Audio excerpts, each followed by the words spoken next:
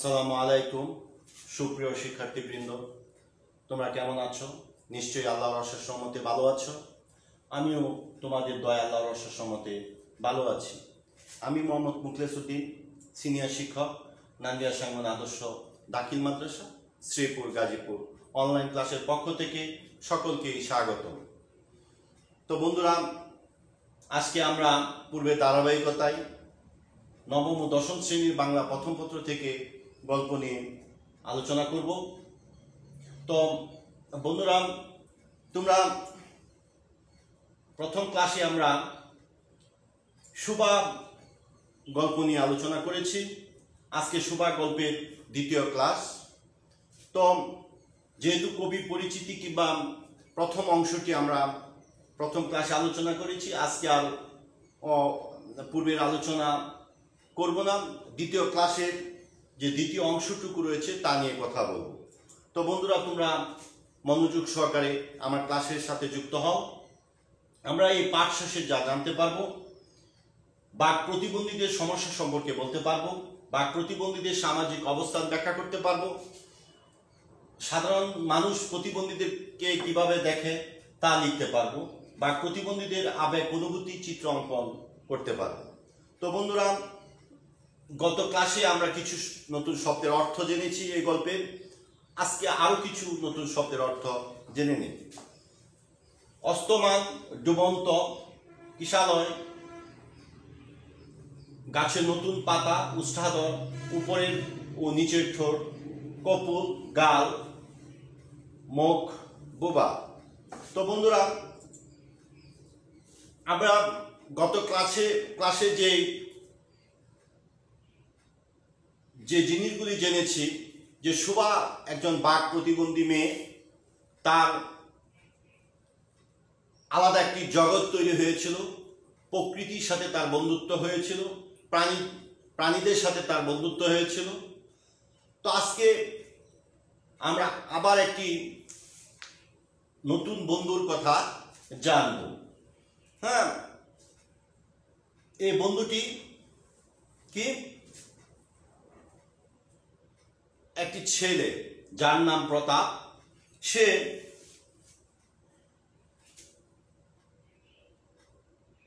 একটি বেকার ছেলে, তার কাজকর্ম নেই, সে ঘুরে বেড়াতো। আর ঘুরে বেড়ানোর কারণে তাকে পরিবারের সদস্যরা এই প্রতাপকে ভালোবাসতো না। সবসময় তাকে বাড়ির মধ্যে তার কোনো অবস্থান ছিল না, কারণ সে সংসারের কোনো কাজে তাকে পাওয়া যেত না। সে সবসময় এলাকা ঘুরে ফিরে বেড়াতো, আর সেই কারণে আর প্রায় সময় সে মাছ ধরতো। তার একটা শখ ছিল মাছ ধরা। তো মাছ ধরার প্রেক্ষিতে সুভার সাথে এই প্রতাপের পরিচয় ঘটে। তো আমরা একটু পড়ি এই প্যারায় লেখক কি লিখেছেন।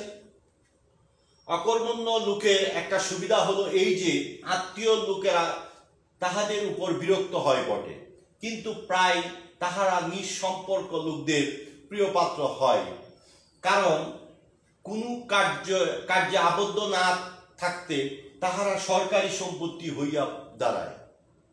শহরের যেমন এক আড্ডা গৃহ সম্পর্কহীন সরকারি বাগান থাকা আবশ্যক, তেমনি গ্রামে দু চারটা অকর্মণ্য সরকারি লোক থাকার বিশেষ প্রয়োজন।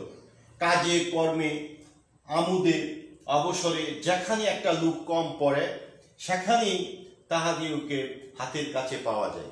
মানে এই যে কাজ সে করে না, যেহেতু সংসারে কাজে তাকে পাওয়া যায় না, সে ঘুরে ফিরে বেড়ায়, তাই যে তাকে ডাক দেয় সেই তাকে পায়। মানে অন্য মানুষের কাজ করানোর জন্য খুব সুবিধা হয়। এখানে লেখক উদাহরণ দিয়েছেন যে শহরে অনেক সময় কি থাকে, বাগান থাকে, যেটা সরকারি সম্পত্তি, কেউ এটা সবাই এটা উপভোগ করে, কারো ব্যক্তিগত সম্পত্তি না। এই বাগানে সকলে আসে, সকলে বসে, সময় কাটায়। এরকম প্রতাপও বাড়ির নিজস্ব বাড়ির কোনো না, অন্য মানুষের কাজকর্ম যখনই যে ডাক দেয় তার পাশে তাকে পায়। তো এ লেখক কিন্তু এই জিনিসটাই বুঝিয়েছেন। তো আর এই প্রতাপের প্রধান শখ ছিল মাছ ধরা। তো দেখি এই প্যারায় কি লেখক লিখেছেন, ছিপ ফেলিয়া মাছ ধরা ইহাতে অনেকটা সময় সহজে কাটানো যায়। অপরাহ্নে নদী তীরে ইহাকে প্রায় এই কাজে নিযুক্ত দেখা যাইত এবং ওই উপলক্ষে সুভার সহিত তাহার প্রায় সাক্ষাৎ হইত। যে কোনো কাজে নিযুক্ত থাক, একটা সঙ্গী পাইলে প্রতাপ থাকে বালু। মাছ ধরার সময় বাক্যহীন সঙ্গী সর্বাপেক্ষা শ্রেষ্ঠ। এই লাইনটা কিন্তু খুবই গুরুত্বপূর্ণ একটি লাইন, যে এই জন্য প্রতাপ সুভার মর্যাদা বুঝিত, এই জন্য সকলেই সুভাকে সুভা বলিত। প্রতাপ আর একটু অতিরিক্ত আদর সংযোগ করিয়া সুভাকে সু বলিয়া ডাকিত। এই যে প্রতাপের সাথে প্রতাপ যখন ছিপ ফেলে মাছ ধরত নদীতে, তবে এই সময় কিন্তু এই সুভার সাথে তার পরিচয়, এবং সুভা প্রায়ই এই প্রতাপের পাশে এসে বসত। হ্যাঁ, এবং যেহেতু সে বাক প্রতিবন্ধী মেয়ে, সে কথা বলতে পারে না, ফলে এই মাছ ধরার ক্ষেত্রে এই প্রতিবন্ধী কিংবা শব্দহীন সঙ্গী সর্বাপেক্ষা শ্রেষ্ঠ। হ্যাঁ, মাছ ধরার জন্য নীরবতা প্রয়োজন। এই কারণে প্রতাপেরও খুব ভালো লাগতো এরকম একজন সঙ্গী পাওয়ার জন্য। এই কারণে সবাই যখন সুভাকে সুভা বলে ডাকতো, সে একটু আদর সংযোগ করে সুভাকে সু বলে ডাকতো। তো আমরা পরের অংশে দেখি, সুভা তেঁতুল তলায় বসিয়া থাকিত এবং প্রতাপ অনতি দূরে ছিপ ফেলিয়া জলের দিকে তাকাইয়া থাকিত। প্রতাপের একটি করিয়া পান বরাদ্দ ছিল, সুভা তাহা নিজে সাজিয়া আনিত এবং বোধ করি অনেকক্ষণ বসিয়া বসিয়া চাহিয়া ইচ্ছা করিত প্রতাপের কোনো একটা বিশেষ সাহায্য করিতে, একটা কোনো কাজে লাগিতে, কোনো মতে জানাইয়া দিতে যে এই পৃথিবীতে সেও একজন কম প্রয়োজনীয় লোক নহে। কিন্তু কিছুই করবার ছিল না। তখন সে মনে মনে বিধাতার কাছে অলৌকিক ক্ষমতা প্রার্থনা করিত। মন্ত্র বলে সহসা এমন একটা আশ্চর্য কাণ্ড ঘটাইতে ইচ্ছা করিত, যাহা দেখিয়া প্রতাপ আশ্চর্য হইয়া যাইত, বলিত, এই তো আমাদের সুবীর যে এত ক্ষমতা, তাহা তো জানিতাম না। মানে এখানে সুভার মনের মধ্যে এরকম একটা আকাঙ্ক্ষা জাগ্রত হইত। হ্যাঁ, সে যেহেতু কোনো কথা বলতে পারে না, কোনো কাজ করতে তাকে সহযোগিতা করতে পারে না, তার মনের মধ্যে একটা আকাঙ্ক্ষা তৈরি হয়েছিল যে আমার যদি এরকম একটা ক্ষমতা থাকতো, আমি যদি এরকম একটা মন্ত্র জানা থাকতো, যে এরকম কোনো আশ্চর্য ঘটনা ঘটানোর ফলে হ্যাঁ প্রতাপ খুবই আশ্চর্য হয়ে যেত, যে বিরাট কাণ্ড তো ঘটিয়ে ফেলেছে, কে করেছে? সুভা করেছে। এরকম একটা আকাঙ্ক্ষা তার মনের মধ্যে ছিল। আর প্রতিদিন সে এই তেঁতুল তলায় এসে বসতো প্রতাপ যখন মাছ ধরত, এবং একটা পান নিজের হাতে সাজিয়ে আনতো প্রতাপের জন্য। তো আমরা পরের অংশে যা দেখতে পরের অংশে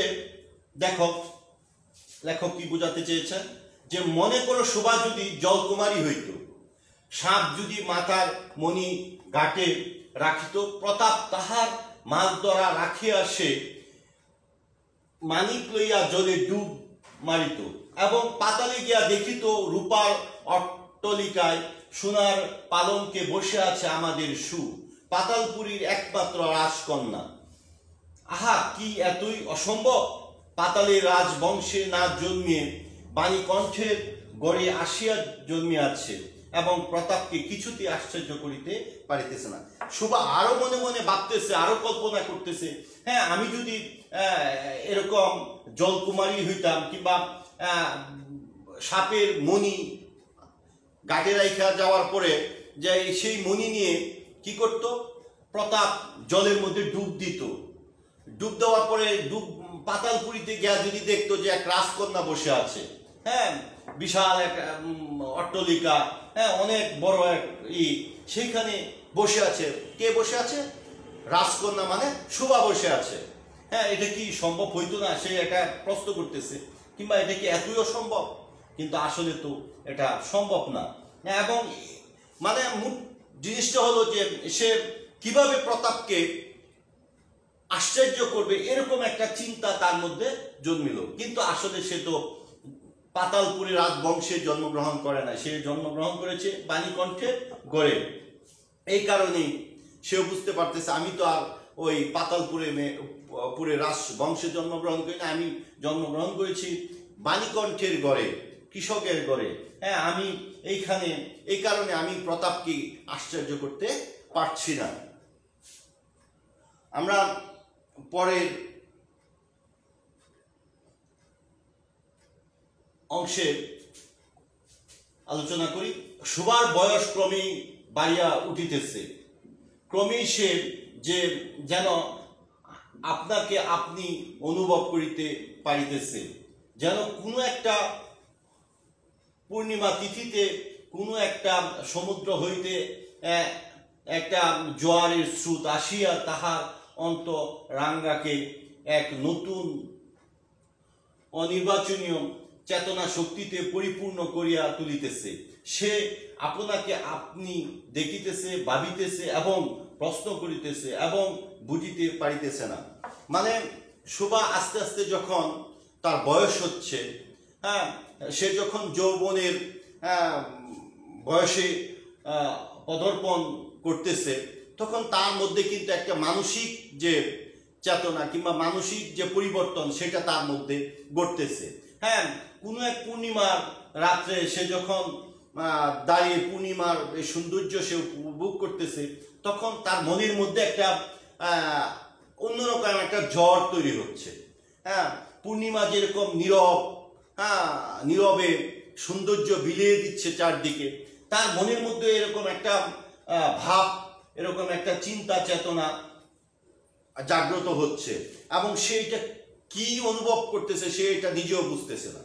এখানে লেখক একটু ক্লিয়ার একবারে না করে এই যে প্রতাপের সাথে তার উঠা বসা, প্রতাপের প্রতি যে তার একটা দুর্বলতা তৈরি হচ্ছে এবং মনের যে একটা মিল, ওই জিনিসটা সে বুঝে উঠতে পারতেছে না। মানে তার যে পরিবর্তন, তার যে বয়সের যে পরিবর্তন সেটা সে অনুভব করতেছে। গভীর পূর্ণিমা রাত্রে সে একদিন ধীরে শয়ন গৃহের দ্বার খুলিয়া ভয়ে ভয়ে মুখ বাহিরের দিকে চাহিয়া দেখে পূর্ণিমা প্রকৃতিও শোবার মতো একাকিনী সুপ্ত জগতের উপর জাগিয়া বসিয়া যৌবনে রহস্যে পুলকে বিষাদে অসীম নির্জনতায় একেবারে শেষ সীমা পর্যন্ত, এমনকি তাহা অতিক্রম করিও দমদম করিতেছে, একটি কথা কহিতে পারিতেছে না। এই নিস্তব্ধ ব্যাকুল প্রকৃতির প্রান্তে একটি নিস্তব্ধ ব্যাকুল বালিকা দাঁড়িয়ে। এই যে পূর্ণিমা রাত্রে সে একদিন বুড় রাত্রে যখন পূর্ণিমা রাত্রে দরজা খুলে যখন বাইরের দিকে তাকায়, তখন দেখে যে পূর্ণিমা নিস্তব্ধ, কোনো কথা বলছে না। হ্যাঁ, তার মনে সেও কিন্তু একবারে নিস্তব্ধ, সেও কথা বলতে পারে না। এই যে আবার নতুন একটা বয়সের যে পরিবর্তন তার মধ্যে সেটা ঘটেছে। এই কারণেই একটা ব্যাকুল, একটা প্রকৃতির প্রান্তে একটি নিস্তব্ধ ব্যাকুল বালিকা দাঁড়িয়ে, মানে সেই ওই তার যে পরিবর্তন নেই, সে কিন্তু পূর্ণিমা রাত্রে দাঁড়িয়ে আছে। তো পরের অংশে আমরা দেখি, এদিকে কন্যা বারাগস্ত পিতামাতা চিন্তিত হইয়া উঠিয়াছে, লোকেরও নিন্দা আরম্ভ করিতেছে, এমনকি এক গড়ে করিবে এমন জনরপ শোনা যায়। বাণীকণ্ঠের সচ্ছল অবস্থা, দুই বেলা মাছ ভাত খায়, এই জন্য তাহার শত্রু ছিল। স্ত্রী পুরুষের বিস্তর পরামর্শ হইল, কিছুদিনের মতো বাণী বিদেশে গেল, অবশেষে ফিরিয়া আসিয়া কহিল, চলো কলকাতায় চলো। তার মানে যখন চারদিকেই কালাঘোষা শুরু হয়ে গেল, সে সুভা প্রতাপের সাথে মেলামেশা করার, যোগাযোগ করার, তারপরে সে বিভিন্ন প্রকৃতির সাথে দৌড়াদৌড়ি, মানে প্রকৃতির সাথে সে মিশে তার যথেষ্ট বয়স হয়েছে, বিয়ের বয়স হয়েছে। হ্যাঁ, এই নিয়ে সমাজে, এই নিয়ে একটা গ্রামের মধ্যে ব্যাপক আলোচনা, যে সুভা সমাজের নিয়ম কানুন মানছে না। তো এই সময় পিতামাতা খুবই চিন্তিত, কারণ সুভা বাক প্রতিবন্ধী মেয়ে, তাকে বিয়ে দিতে হবে, সমাজে কানাঘুষা চলছে, এমনকি এরকম একটা পর্যায়ে তৈরি হলো যে তাদেরকে এক ঘরে ফেলবে। হ্যাঁ, সমাজে তাদের কোনো অবস্থান থাকবে না, তাদেরকে আলাদা করে দেওয়া হবে সমাজ থেকে। হ্যাঁ, এটার কারণ ছিল যে বাণীকণ্ঠ একটু সচ্ছল পরিবার ছিল তার। হ্যাঁ, মাছ ভাত খেত এখানে, মানে যেটা বর্ণনা করা হয়েছে, মানে মাছ ভাত খায়, মানে একটু সচ্ছল পরিবার ছিল। এ কারণে তার শত্রুও ছিল।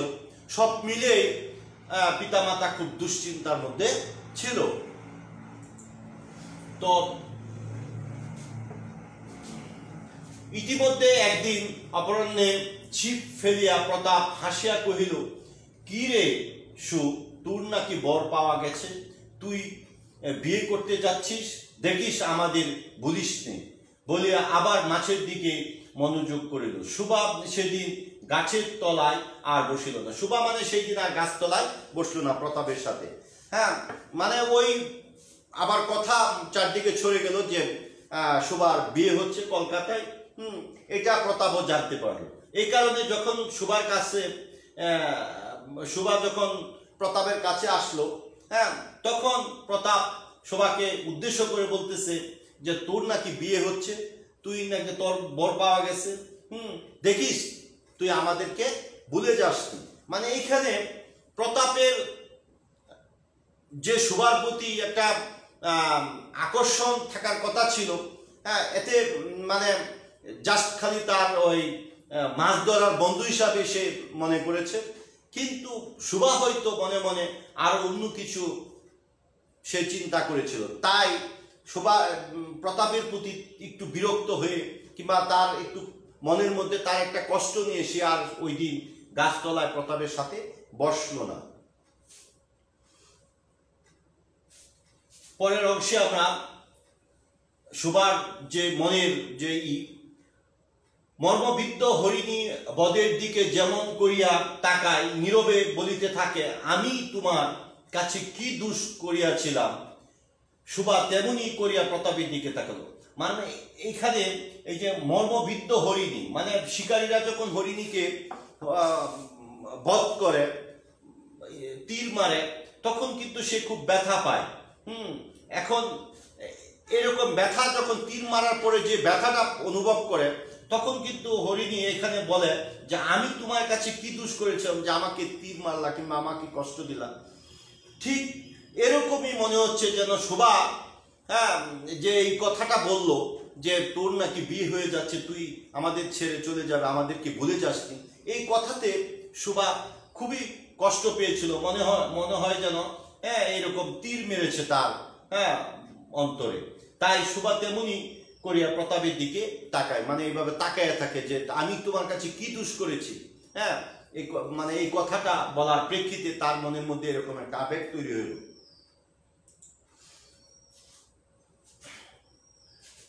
পরের প্যারায়, বাণীকণ্ঠ নিদ্রা হইতে উঠিয়া শয়ন গৃহে তামাক খাইতেছিলেন। সুভা তাহার পায়ের কাছে বসিয়া তাহার মুখের দিকে চাহিয়া কাঁদিতে লাগিল। অবশেষে তাহাকে সান্ত্বনা দিতে গিয়া বাণীকণ্ঠের শুষ্ক কপুলে অশ্রু গড়াইয়া পড়িতেছে। কপুলে মানে গাল দিয়ে, মানে এই যে বিয়ের কথা হচ্ছে, তাকে কলকাতায় চলে যেতে হবে। এখন সুভা কিন্তু এটা জন্য প্রস্তুত ছিল না। সে তার প্রকৃতিকে ভালোবাসে, এই গ্রামকে সে ভালোবাসে। প্রতাপের সাথে তার একটা বন্ধুত্ব হয়েছে, প্রাণীদের সাথে তার বন্ধুত্ব হয়েছে, প্রকৃতির সাথে তার বন্ধুত্ব হয়েছে। এইগুলি ছেড়ে সে কিছুতেই কলকাতা যাবে না। তার মনের মধ্যে একটা সে আবার বলতেও পারছে না, প্রতিবাদ করতে পারছে না।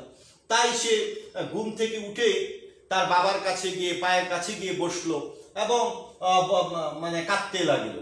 বাণীকণ্ঠ যেহেতু তার মেয়েকে খুব ভালোবাসতো প্রথম থেকে, তাই তার মেয়ের কষ্ট দেখে তার চোখেও পানি চলে আসলো এবং তাকে সান্ত্বনা দিতে থাকলো।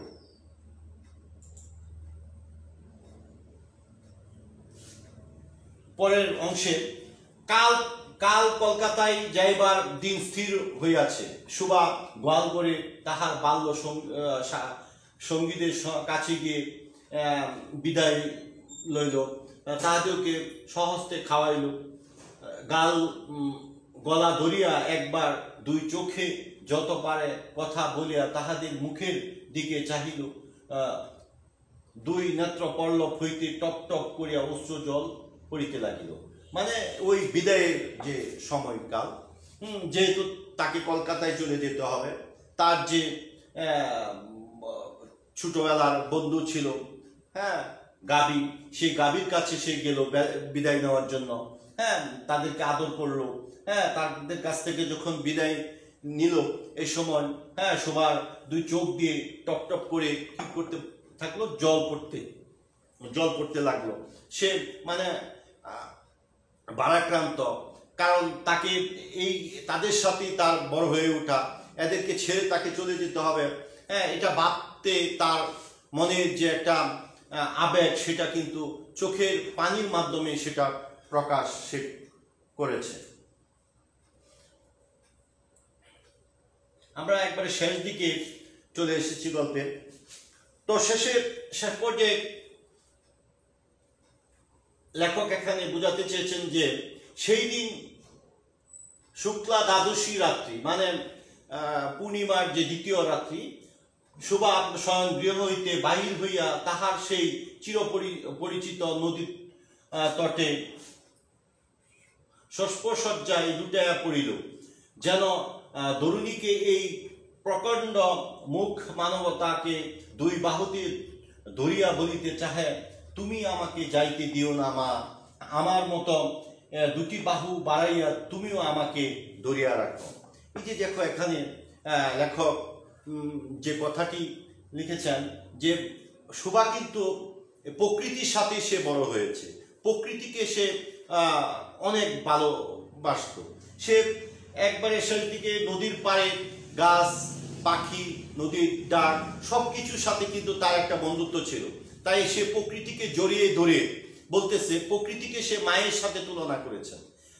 মা যেমন সন্তানকে ছাড়তে চায় না, মা সন্তানও যেমন মাকে জড়িয়ে রাখতে চায়, এরকম প্রকৃতিকে সে জড়িয়ে ধরে বলতেছে, তুমি আমাকে যাইতে দিও না, আমি কলকাতা যেতে চাই না, আমি তোমার কাছে থাকতে চাই, আমি তোমাকে যেভাবে জড়িয়ে ধরে রেখেছি তুমিও তোমার দুটি বাহু দিয়ে আমাকে জড়ায় ধরে রাখো।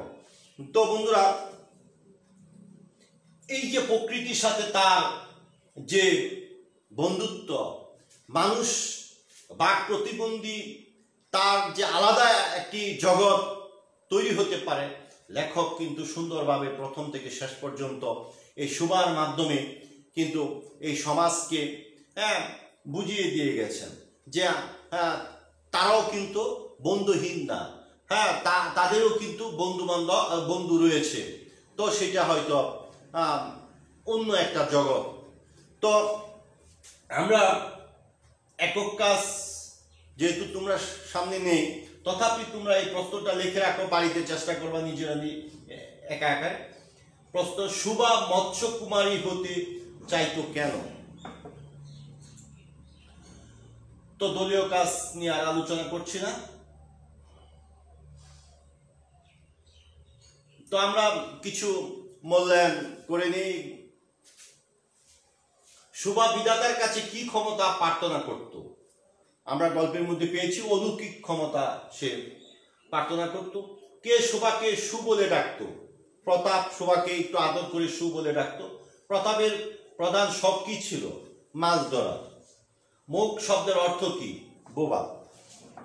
তো আজকে আমরা যে গল্পটি নিয়ে আলোচনা করেছি, নিশ্চয়ই আমি আশা করি যে তোমাদের এই গল্পটি, এই ছোট গল্পটি তোমাদের ভালো লেগেছে, তোমরা বুঝতে পেরেছ। তো তোমরা একটি বাড়ির কাজ খাতায় তুলে নাও। বিভিন্ন ধরনের প্রতিবন্ধীর সাহায্য সহযোগিতার জন্য কি কি উদ্যোগ গ্রহণ করা যায় এই বিষয়ে একটি প্রতিবেদন তৈরি করো। তো এই বিষয়ে একটি প্রতিবেদন তোমরা তৈরি করে খাতার মধ্যে লিখে রাখবে। পরবর্তী ক্লাস চালু হলে তোমরা ক্লাসে নিয়ে আসবে। তো বন্ধুরা, আজকের মতো এখানেই আমি আমার আজকের এই ক্লাসটি শেষ করছি। হ্যাঁ, আগামী কোনো দিনে হয়তো আগামী দিনে নতুন একটি বিষয় নিয়ে তোমাদের সামনে হাজির হব। তো আজকের মতো এখানেই শেষ। সকলকেই ধন্যবাদ জানিয়ে বিদায় নিচ্ছি। আসসালামু আলাইকুম।